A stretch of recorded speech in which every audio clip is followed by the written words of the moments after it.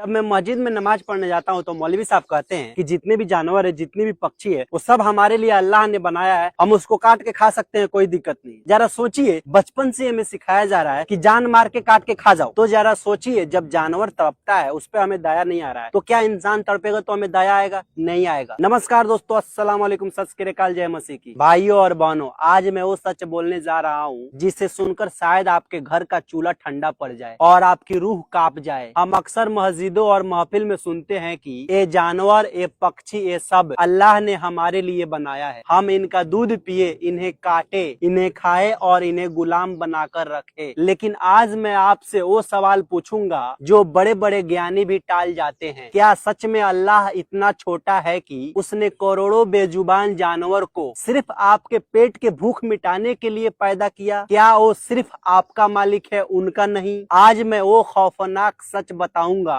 जिसे सुनकर आपके पैरों तले जमीन खसक जाएगी। इंसान का सबसे बड़ा भ्रम यह है कि वो खुद को इस धरती का मालिक समझ बैठा है। हम कहते हैं कि गाय दूध के लिए है, बकरी मांस के लिए है और बैल काम करने के लिए है। जरा सोचिए, अगर कल को आपसे भी ज्यादा कोई ताकतवर शक्ति आ जाए और वो कहे कि इंसानों को अल्लाह ने हमारे खाने के लिए बनाया है, तो क्या आप इसे अल्लाह का इंसाफ मानेंगे? नहीं, आप उसे जुल्म कहेंगे। तो फिर जो आप बेजुबानों के साथ कर रहे हैं उसे आप अल्लाह का तोहफा कैसे कह सकते हैं? मौलवी साहब कहते हैं कि इन्हें हमारे लिए बनाया गया है, लेकिन एक गहरा सच सुनिए जो आपकी नींद उड़ा देगा। उदाहरण के लिए, जब आप किसी जानवर के गले पर छुरी रखते हैं तो वो अपनी गर्दन क्यों बचाता है? वो भागता क्यों है? उसकी आंखों में वो मौत का डर क्यों होता है? अगर अल्लाह ने उसे आपके खाने के लिए ही बनाया होता तो वो उसके अंदर मौत का डर और जीने की तड़प कभी नहीं डालता। वह खुशी खुशी अपनी जान दे देता। उसका तड़पना इस बात का सबूत है कि वो भी आपकी तरह जीना चाहता है। वो अल्लाह का भोजन नहीं, अल्लाह की बनाई हुई जान है। कुछ लोग कहते हैं कि जानवरों में अक्ल नहीं होती, लेकिन मैं कहता हूँ उनमें प्यार और दर्द की समझ आपसे ज्यादा होती है। क्या आपने कभी उस गाय की आंखों में आंसू देखा है जिसका बच्चा काट दिया गया? क्या आपने उस पक्षी की तड़प देखी है जिसका घर उजाड़ दिया गया? अल्लाह रहम करने वाला है। क्या रहम करने वाला मालिक एक माँ से उसका बच्चा छीनकर आपकी थाली में सजाने की इजाजत दे सकता है? ये अल्लाह का कानून नहीं, इंसान की लालच है जिसे उसने धर्म का नाम दे दिया है। ये जानवर हमारे लिए नहीं, हमारे साथ रहने के लिए बनाए गए थे। इस धरती पर उनका भी उतना ही हक है जितना आपका। शहद की मक्खी आपके लिए शहद नहीं बनाती, वो अपना घर बनाती है, आप उसे लूट लेते हैं। गाय अपने बच्चे के लिए दूध देती है, आप उसे छीन लेते हैं। हमने कुदरत के हर तोहफे को अपनी जागीर समझ लिया है। याद रखिए, जिस दिन इस धरती से जानवर खत्म होंगे उस दिन इंसान भी नहीं बचेगा। हम सब एक दूसरे पर टिके हुए हैं। तो भाइयों, अगली बार जब कोई कहे कि ये सब हमारे लिए हैं, तो उसकी आंखों में आंखें डालकर पूछना कि अगर हम उनके मालिक हैं तो क्या हम उन्हें दोबारा जिंदा कर सकते हैं? जब हम जान दे नहीं सकते तो हमें जान लेने की हक किसने दिया? अल्लाह ने जानवर इसलिए नहीं बनाया कि आप उन्हें काट कर खाए, बल्कि इसलिए बनाया ताकि वो आपकी इंसानियत की परीक्षा ले सके, ये देखने के लिए कि आप सबसे बुद्धिमान होकर उन बेजुबानों पर कितना रहम करते हैं। कयामत के दिन सिर्फ इंसानों का ही नहीं, उन बेजुबानों के खून का भी हिसाब देना होगा। जाग जाइए, अपने थाली में रखे मांस के टुकड़े में किसी की चीख सुनना सीखिए। सच कड़वा है, लेकिन यही वो सच है जो आपको एक सच्चा इंसान बनाएगा। इस वीडियो को पूरे भारत में आग की तरह फैला दीजिए। जय हिंद,